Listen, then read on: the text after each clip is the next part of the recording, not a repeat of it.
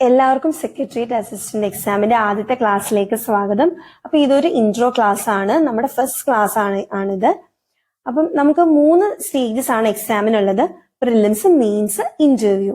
അതിൽ പ്രിലിംസും മെയിൻസും multiple choice questions ആണ്. ഇപ്പൊ പ്രിലിംസിന് 1.25 മണിക്കൂറും മെയിൻസിന് പേപ്പർ 1ഉം പേപ്പർ 2ഉം ഉണ്ട്.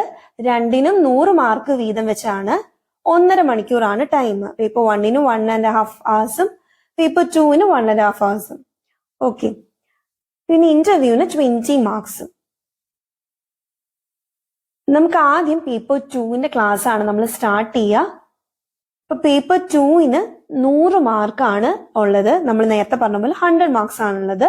അപ്പൊ അതിൽ നമുക്ക് പ്രിൻസിപ്പിൾസ് ഓഫ് അഡ്മിനിസ്ട്രേഷൻ ആൻഡ് മാനേജ്മെന്റിനെ കുറിച്ച് പഠിക്കാനുണ്ട്. അത് 20 മാർക്സ് ആണ്.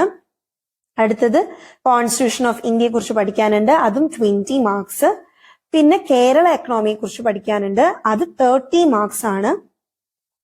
പിന്നെ അടുത്തത് environment or climate or disaster management, 20 marks. പിന്നെ 9ാമത്തെ മൊഡ്യൂള് ഇ ഗവേണൻസ്, അത് 10 മാർക്സ്. ഈ പേപ്പർ 2 എക്സാമിനുള്ളത് 9 മൊഡ്യൂൾസ് ആണ്. പ്രിൻസിപ്പിൾസ് ഓഫ് അഡ്മിനിസ്ട്രേഷൻ ആൻഡ് മാനേജ്മെന്റിനകത്ത് 2 മൊഡ്യൂൾസ് ഉണ്ട്. Principles of administration 10 marks, principles of management 10 marks.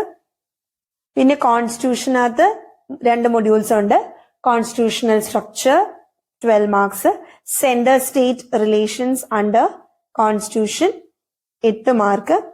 പിന്നെ കേരള എക്കണോമിക്കകത്ത് കേരള എക്കണോമി 15 മാർക്സും കേരള മോഡൽ ഓഫ് ഡെവലപ്മെന്റ് 15 മാർക്സും.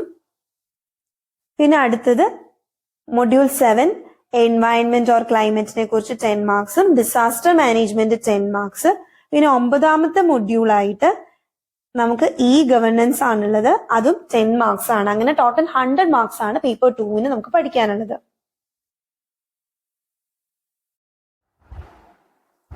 അപ്പൊ അടുത്ത ക്ലാസ്സിൽ നമ്മൾ മാനേജ്മെന്റിന്റെ ഫസ്റ്റ് ടോപ്പിക് തൊട്ട് നമ്മൾ സ്റ്റാർട്ട് ചെയ്യും. Thank you.